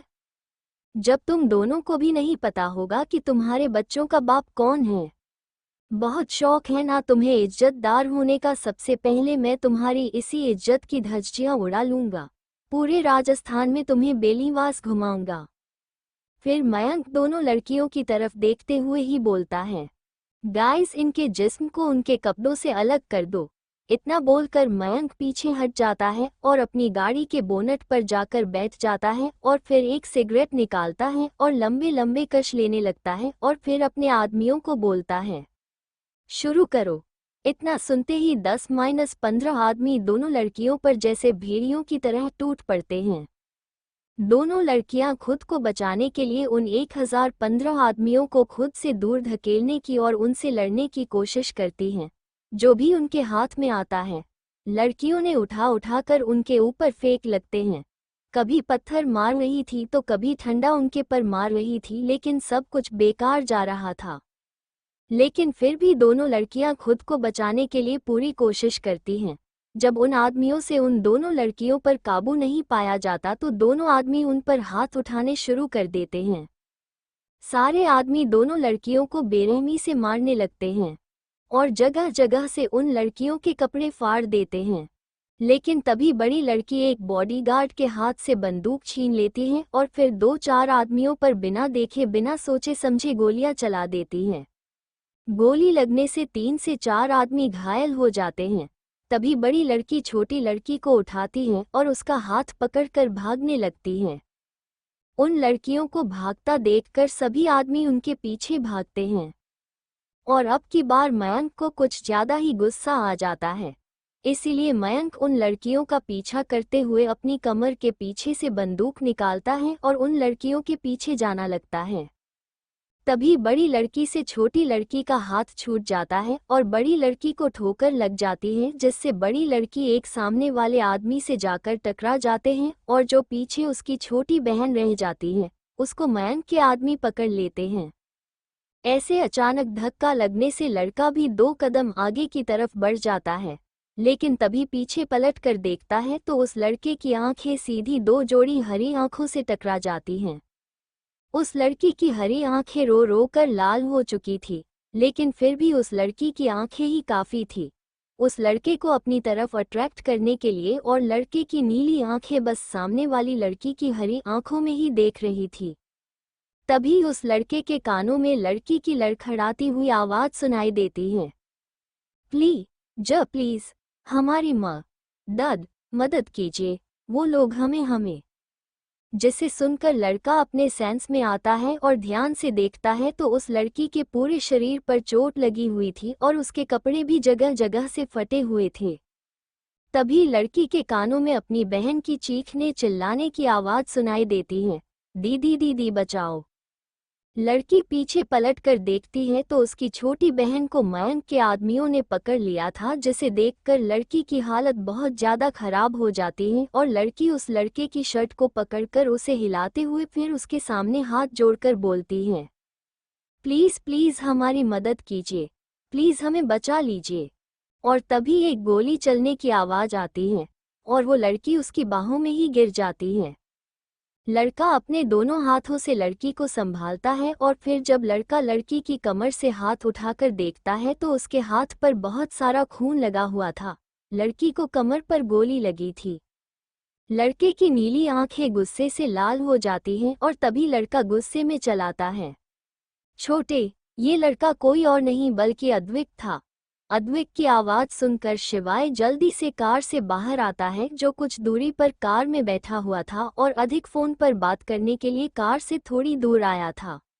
जब शिवाय अद्विक की बाहों में किसी लड़की को देखता है तो हैरान हो जाता है। तभी अद्विक गुस्से में चिल्लाते हुए बोलता है, एक भी आदमी जिंदा नहीं बचना चाहिए और जिस लड़के ने गोली चलाई है उसे जिंदा पकड़ कर लाना। अद्विक की गुस्से भरी आवाज सुनकर शिवाय की आंखों में भी गुस्सा उतर आता है और जब शिवाय सामने देखता है तो एक लड़की पर कई सारे लड़के इस वक्त भेड़िए बनकर टूटे हुए थे। लड़की अपने आप को बचाने की पूरी कोशिश कर रही थी। तभी एक एक करके वहां पर सभी लड़के जमीन पर गिरने लगते हैं और गोलियों की आवाज जोर जोर से आने लगती है और ज्यादातर सभी आदमियों के सर में गोली लग रही थी। तभी वो लड़की भी बेहोश हो जाती है और शिवाय के आदमी मयंक को पकड़ लेते हैं, क्योंकि मयंक के हाथ में ही बंदूक थी और बाकी सब लड़के तो सिर्फ दूसरी लड़की पर भेड़ियों की तरह टूटे हुए थे। इसीलिए शिवाय को समझने में देर नहीं लगी कि दूसरी लड़की पर गोली किसी आदमी ने चलाई है। तभी शिवाय उस लड़की के पास आता है तो लड़की का चेहरा इस वक्त जमीन की तरफ था। लड़की आधी जमीन की तरफ झुकी हुई जमीन पर पड़ी हुई थी, जिसे देखकर साफ पता चल रहा था कि लड़की बेहोश हो चुकी है। शिवाय जैसे ही उस लड़की का चेहरा अपनी तरफ करता है तो शिवाय उस लड़की की खूबसूरती को देखता ही रह जाता है। लड़की के शरीर पर जगह जगह चोट लगी हुई थी, चेहरे पर भी काफी सारी छोटी थी और गर्दन, कंधे और बाजुओं पर खरोच के निशान थे। लेकिन फिर भी लड़की की खूबसूरती में कोई कमी नहीं थी। लड़की इतनी ज्यादा खूबसूरत, मासूम और प्यारी लग रही थी कि शिवाय का दिल जोरों से धड़कने लगता है। लेकिन लड़की पर खरोच के निशान और वो मंजर, जब ये सारे आदमी इस लड़की पर भेड़ियों की तरह टूटे हुए थे, ये सब कुछ याद करके शिवाय का गुस्सा 7वें चरण पर पहुंच जाता है। फिर शिवाय अपना गुस्सा शांत करने के लिए जो आदमी बच गए थे उन्हें बहुत बुरे तरीके से मारने लगता है। शिवाय इस वक्त किसी का हाथ तोड़ रहा था तो किसी का पैर, और अपने खंजर से हर आदमी को छलनी कर रहा था। इस वक्त शिवाय और अद्विक दोनों ही नर्क के देवता लग रहे थे और कुछ ही देर में शिवाय ने सभी आदमियों को बहुत ही भयानक तरीके से मौत के घाट उतार दिया था। बचा था तो इस वक्त सिर्फ मयंक ही बचा हुआ था, जिसे शिवाय के आदमियों ने पकड़ रखा था। शिवाय ने उसे नहीं मारा था क्योंकि यह अद्विक का शिकार था। थोड़ी देर बाद राजस्थान सिटी हॉस्पिटल में अद्विक और शिवाय डॉक्टर के केबिन में बैठे हुए थे और डॉक्टर बार बार अपने पसीने को साफ कर रहा था। डॉक्टर की डर के मारे पूरी हालत हो चुकी थी। तभी अद्विक अपनी शरद आवाज में डॉक्टर से पूछता है, अब वो दोनों लड़कियां कैसी हैं? उन्हें कितनी देर में हो जाएगा? डॉक्टर डरते हुए बोलता है, सर, उनके शरीर पर काफी चोट के निशान थे और दूसरी लड़की को गोली दिल के बिल्कुल पास में लगी थी। हालांकि हमने ऑपरेशन करके गोली निकाल दी है, लेकिन उनका काफी खून बह गया था तो उनके बारे में हम कुछ कह नहीं सकते। जब तक उन्हें होश नहीं आ जाता हम उनकी एग्जैक्ट कंडीशन नहीं बता सकते। और दोनों लड़कियों के शरीर पर लगी चोटों को देखकर ऐसा भी लग रहा है जैसे उनके साथ जबरदस्ती करने की कोशिश की गई थी। लेकिन तभी शिवाय गुस्से में टेबल पर हाथ मारते हुए बोलता है, लेकिन क्या? तभी डॉक्टर अपने मुंह में आ रहे पानी को घटते हुए बोलता है, लेकिन उनके साथ कुछ गलत नहीं हुआ है। कोशिश की गई थी पर ऐसा कुछ नहीं हुआ। वो दोनों लड़कियां प्योर वर्जन हैं। शिवाय और अद्विक ने ही उन दोनों के वर्जिनिटी टेस्ट भी कराए थे। डॉक्टर की बात सुनकर दोनों के ही दिल में एक सुकून सा उतर जाता है और दोनों ही उसके केबिन से बाहर सीधा उन दोनों लड़कियों के कमरे में जाते हैं। दोनों लड़कियों को एक ही वार्ड में रखा गया था, लेकिन दोनों लड़कियों के बीच में एक कॉटन का ग्रीन कलर का पर्दा लगाया हुआ था। दोनों ही अपनी अपनी वालियों के पास जाते हैं और उनके पास जाकर बैठ जाते हैं। दोनों ही अपनी वालियों को बहुत ही ध्यान से और प्यार से देखने लगते हैं। अद्विक अपने मन में बोलता है, मुझे नहीं पता कि तुम कौन हो, लेकिन कि अब से तुम अद्विक राठौर की हो। और दूसरी तरफ शिवाय लड़की को देखते हुए अपने मन में बोलता है, खूबसूरती तो मैंने बहुत देखी है, लेकिन तुम्हारी जैसी मासूमियत मैंने किसी के चेहरे पर नहीं देखी। और अब इस मासूमियत को शिवाय राठौर से दूर जाने की इजाजत नहीं है। फिर शिवाय और अद्विक दोनों ही एक साथ अपने मन में बोलते हैं, जिस किसी ने भी तुम्हारी मासूमियत और तुम्हारे जिस्म को हाथ लगाया है, उसकी सजा उन्हें बहुत ही भयानक मिलेगी। अद्विक और शिवाय दोनों लड़कियों के पास ही बैठे थे कि तभी अद्विक को किसी का कॉल आता है। अद्विक फोन उठाकर बहुत ही सीरियस और सर्द आवाज में पूछता है, कुछ पता चला? तभी सामने से आवाज आती है, जी सर, पता चल गया है। हवेली के पीछे के खंडहरों में ही यह सारे काम हो रहे हैं। अद्विक अपनी सीरियस आवाज में बोलता है, ठीक है, तुम उन लोगों पर नजर रखो, हम आ रहे हैं। अद्विक पर्दे को हटाकर शिवाय के पास रहता है और शिवाय को बोलता है, उन लोगों को पता चल गया है, हमें अभी निकलना होगा। शिवाय एक नज़र उस लड़की को देखता है और फिर अपनी गर्दन हाँ में हिलाते हुए आदमी के साथ वहां से निकल जाता है। लेकिन जाने से पहले अद्विक और शिवाय दोनों ही अपने बॉडीगार्ड्स को सख्त हिदायत देकर जाते हैं कि उन दोनों लड़कियों का ख्याल बहुत अच्छे से रखना है। एक पुराने से खंडहर में गांव की कई सारी लड़कियों को रखा गया था। सभी लड़कियों के हाथ और पैर बंधे हुए थे और उनके मुंह को भी बांध रखा था।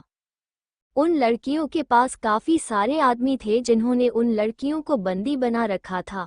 उन सभी आदमियों ने ब्लैक कलर के कपड़े पहन रखे थे और अपने चेहरे को भी ब्लैक स्कार्फ से कवर किया हुआ था। तभी वहां पर एक ब्लास्ट की आवाज आती है और खंडहर के अंदर जितने भी आदमी थे वो एकदम से चौकन्ना हो जाते हैं और सभी लोग अपनी अपनी पोजीशन लेकर लड़कियों को घेर लेते हैं।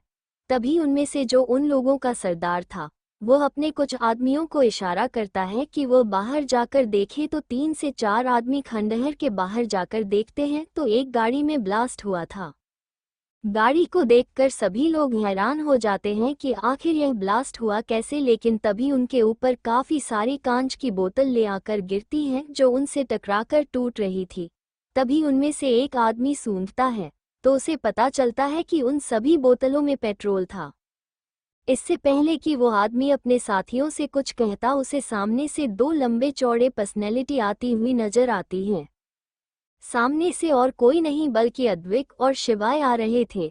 अद्विक जिसके हाथ में लाइटर था और वो अपनी सिगरेट को जलाते हुए आ रहा था, जिसे देखकर वो आदमी बहुत ज्यादा डर जाता है।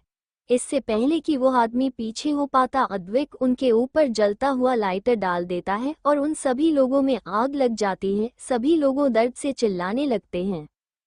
दरअसल अद्विक और शिवाय राजस्थान इन लड़कियों को बचाने के लिए ही आए थे। फ्लैशबैक। अर्जुन अपने ऑफिस में बैठकर काम कर रहा था कि तभी अर्जुन का असिस्टेंट राज अंदर आता है और अर्जुन को बोलता है, सर, राजस्थान की खबर कुछ अच्छी नहीं है। हमें पता चला है कि राजस्थान में कुछ लड़कियों का किडनैप किया गया है और फिर उन लड़कियों का कुछ पता नहीं चला है। लोकल पुलिस से भी हमारी बात हुई है, लेकिन वहां पर एक नया ऑफिसर आया है जिससे हमारा कोई कांटेक्ट नहीं है, इसीलिए वह भी शायद उन लोगों से मिला हुआ है। तभी वहां के केस दिन ब दिन बढ़ते जा रहे हैं। तभी अर्जुन को रिसेप्शन से कॉल आता है और रिसेप्शनिस्ट अर्जुन को बताती है, सर, राजस्थान से आपसे कोई मिलने आया है और वो बोल रहे हैं कि वो आपके गांव के मुखिया हैं और उन्हें आपसे बहुत ही जरूरी बात करनी है। अर्जुन, ठीक है, उन्हें मेरे केबिन में भेज दो। फोन रखने के कुछ देर बाद अर्जुन के केबिन में एक 70 से 80 साल का बुजुर्ग आदमी आता है और अर्जुन के पैरों में पड़ जाता है। अर्जुन उस बूढ़े आदमी को उठाते हुए बोलता है, अरे काका, ये आप क्या कर रहे हैं? मुखिया जी हाथ जोड़कर अर्जुन को रोते हुए बोलते हैं, हुकुम सा, हमारे गांव की बच्चों का कोई हैवान अपहरण कर रहा है। हम पुलिस के पास भी गए थे लेकिन उन लोगों ने हमें ही मार पीट कर भगा दिया और बोला कि आप सभी की लड़कियां शहर के लड़कों के साथ भाग गई हैं। हुकुम सा, अब आप ही हमारी आखिरी उम्मीद हैं। आप ही हमारी बच्चियों को हमें लौटा सकते हैं। इससे पहले कि हमारी बच्चियों के साथ कुछ गलत हो, हमारी बच्चियों को बचा लीजिए हुकुम सा। इतना बोलकर मुखिया जी फूट फूट कर रोने लगते हैं। अर्जुन मुखिया जी से बहुत ही सीरियस और सर्द आवाज में बोलता है, आपको फिक्र करने की कोई जरूरत नहीं है। शेर अगर जंगल में ना हो तो गीदड़ अक्सर जंगल को अपने बाप की जागीर समझ लेते हैं, लेकिन वो लोग ये भूल जाते हैं कि जंगल में शेर रहे या ना रहे, जंगल का राजा शेर ही होता है। अर्जुन राज को बोलता है, काका को संभाल कर राजस्थान पहुंचा दो, उन्हें किसी भी तरह की कोई तकलीफ नहीं होनी चाहिए। फिर अर्जुन काका से बोलता है, आप चिंता ना करें, काका बेफिक्र होकर राजस्थान जाएं। सुबह की पहली किरण के साथ सभी बेटियां अपने घर में सुरक्षित पहुंच जाएंगी और काका वहां से चले जाते हैं। Flashback and. जब खंडहर के अंदर खड़े आदमियों को बाहर से चीखने चिल्लाने की आवाज आती है तो कुछ और आदमी भी बाहर आते हैं, लेकिन तभी उन लोगों पर गोलियों की बरसात होनी शुरू हो जाती है। शिवाय और अद्विक दोनों के दोनों हाथों में बंदूकें थी और बेधड़क होकर बस वो लोगों पर गोलियां चलाए जा रहे थे। और एक के बाद एक आदमी जमीन पर गिरा हुआ था और देखते ही देखते अद्विक और शिवाय वहां पर लाशों का ढेर लगा देते हैं। दूसरी तरफ हॉस्पिटल में बड़ी लड़की की आंखें खोलते हैं तो वह देखती है कि इस वक्त वह हॉस्पिटल में है। लड़की को अपनी पूरी बॉडी में बहुत ज्यादा दर्द हो रहा था, लेकिन लड़की अपनी हिम्मत को समझते हुए बैठने की कोशिश करती है और चारों तरफ अपनी छोटी बहन को ढूंढने लगती है, लेकिन उसे अपनी बहन कहीं भी दिखाई नहीं देती। तभी लड़की पर्दा हटाकर देखती है तो बराबर में ही उसकी बहन सो रही थी। अपनी बहन को देखकर लड़की चैन की सांस लेते हैं और फिर हिम्मत करके उठती है और अपनी बहन के पास जाकर उसे उठाते हुए बोलती है, नित्या, नित्या, उठाने नित्या। नित्या कसमसा कर अपनी आंखें खोलती है और सामने देखती है कि उसकी दी उसे बुला रही हैं। नित्या एकदम से अपनी बड़ी बहन को देखकर उठकर बैठ जाती है और फिर अपनी बड़ी बहन को देखकर बोलती है, दी, दी, आप ठीक तो है ना दी? आपको गोली लगी थी, आप ठीक तो है ना? तभी नित्या की बड़ी बहन उसे बोलती है, नित्या मैं बिल्कुल ठीक हूँ, लेकिन अभी हमें यहाँ से जाना होगा। तुम जानती हो ना कि अगर चाचा जी को ये चाचा जी के किसी भी आदमी को हमारे बारे में पता चला तो वो लोग हमें लेने आ जाएंगे और शायद उन्हें पता चल चुका हो और वो हमें यहाँ लेने आ रहे हो। इससे पहले कि वो यहाँ पर आए हमें यहाँ से निकलना होगा। लेकिन जैसे ही बड़ी लड़की कमरे के बाहर निकलने की कोशिश करती है तो देखती है कि बाहर पूरी गैलरी में लंबे चौड़े हटे कटे आदमियों की पूरी कतार लगी हुई है और सभी आदमियों के हाथ में बंदूकें थी, जिन्हें देखकर लड़की को लगता है कि शायद यह उनके चाचा जी के आदमी हैं और यहाँ पर उन्हें लेने आए हैं और उनके ठीक होने का ये होश में आने का इंतजार कर रहे थे। अपनी दी को परेशान देखकर नित्या भी बाहर की तरफ देखती है तो हैरान हो जाती है और फिर अपनी दी को बोलती है, मुझे लगता है कि चाचा जी को शायद पता चल गया है कि हम इस हॉस्पिटल में हैं और इसीलिए चाचा जी ने अपने इतने सारे आदमी भेजे हुए हैं हमें लाने के लिए। लेकिन हमें यहाँ से कैसे भी करके निकलना होगा। लेकिन हम यहाँ से कैसे निकलेंगे दी? तभी लड़की बोलती है, नित्या तुम परेशान मत हो, कुछ ना कुछ तो सोच ले लेंगे। तुम भी सोचो हम यहाँ पर कैसे निकल सकते हैं। अपना दिमाग शांत रखो और सोचो हमें यहाँ से कैसे निकल सकते हैं। तभी नित्या का ध्यान स्टोर रूम की तरफ ज्यादा है, लेकिन स्टोर रूम तक पहुंचने के लिए बॉडीगार्ड के सामने से निकलना होगा तो कुछ ना कुछ तो ऐसा आइडिया निकालना होगा कि कुछ देर के लिए बॉडीगार्ड दरवाजे से हट जाए। नित्या भी अपनी बड़ी बहन को स्टोर रूम के बारे में बता देती है। तभी लड़की कुछ सोचती है और रूम में से एक ट्रेन उठाकर लाती है जिसमें मेडिकल का सामान रखा हुआ था। नेहा और लड़की एक एक करके सामान को अपने हाथ में उठा लेती हैं और दूर की तरफ इधर उधर फेंकने लगते हैं, जिससे सभी बॉडीगार्ड्स का ध्यान उस आवाज की तरफ चला जाता है और कुछ बॉडीगार्ड आवाज की दिशा में चेक करने के लिए जाते हैं, लेकिन सभी बॉडीगार्ड्स का ध्यान भी उन्हीं आवाज की तरफ था और इसी मौके का फायदा उठाते हुए नृत्य और लड़की दोनों ही स्टोर रूम में भाग जाती हैं और फिर कुछ ही देर में नर्स के कपड़े पहनकर बाहर आती हैं और अपने चेहरे को मास्क से अच्छी तरह से ढक लेती हैं और फिर सभी बॉडीगार्ड्स की आंखों में धूल झोंक कर उनके सामने से ही एक दूसरे को संभाल कर डरते हुए हॉस्पिटल से निकल जाती हैं। दूसरी तरफ खंडहर में अद्विक और शिवाय ने लगभग सभी आदमियों को अकेले ही मार डाला था, लेकिन कुछ आदमियों को अद्विक ने छोड़ दिया था क्योंकि इन सब के पीछे कौन आदमी है उसके बारे में पता करना था। अद्विक और शिवाय के साथ आए बॉडीगार्ड उन आदमियों को उठाकर वहां से ले जाते हैं क्योंकि इस वक्त अद्विक और शिवाय को उन लड़कियों को सही सलामत घर पहुंचाना था, जिन लड़कियों को इन आदमियों ने अगवा किया था और उनके पिता ने मुखिया जी को वचन दिया था कि सुबह की पहली किरण के से पहले ही सभी लड़कियां अपने घर पर सही सलामत पहुंच जाएंगे। अद्विक और शिवाय को अपने पिता का यह वचन पूरा करना था। शिवाय और अद्विक को देखकर सभी लड़कियां समझ जाते हैं कि इन्हें जरूर हुकुम सा ने ही भेजा होगा, इसलिए सभी लड़कियां शिवाय और अद्विक के पास जाकर उन्हें हाथ जोड़कर धन्यवाद करती हैं और उनसे बोलती हैं, हमें पता था भैया कि कोई आए या ना आए, लेकिन हुकुम सा हमें बचाने के लिए जरूर आएंगे, और अगर वो खुद भी ना आ पाए तो वह अपने आदमियों को जरूर भेजेंगे हमें बचाने के लिए। हम जानते थे कि हमारे हुकुम सा के होते हुए हम पर एक खरोच भी नहीं आएगी, और यह बात हमने इन सभी आदमियों को बोली भी थी कि हमारे हुकुम सा के होते हुए तुम्हारे कोई भी गंदे इरादे कभी पूरे नहीं होंगे। ये सभी लड़कियां ज्यादातर 15, 16, 17 साल की ही थी। अद्विक और शिवाय मुस्कुराकर उन सभी लड़कियों के सर पर हाथ रखते हैं। तभी एक 15 साल की लड़की उनसे पूछती है, लेकिन भैया आप दोनों कौन हैं? अद्विक और शिवाय मुस्कुराकर थोड़ा सा नीचे झुकते हैं और फिर उन सभी लड़कियों को बोलते हैं, हम आपके हुकुम सा के बेटे हैं। मेरा नाम अद्विक राठौर है और यह मेरा छोटा भाई शिवाय राठौर।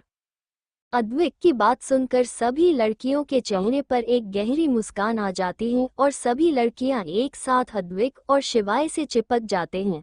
फिर अद्विक और शिवाय सभी लड़कियों को उनके घर पर सही सलामत भिजवा देता है। सभी लड़कियों को घर भिजवाने के बाद दोनों ही हॉस्पिटल के लिए निकल जाते हैं। Thank you for listening. मुझे उम्मीद है आपको स्टोरी पसंद आई होगी। अगर आपको पसंद आए है तो प्लीज़ लाइक और कमेंट करना ना भूलें, और मोर स्टोरीज के लिए सब्सक्राइब करें। मिलते हैं नेक्स्ट वीडियो में।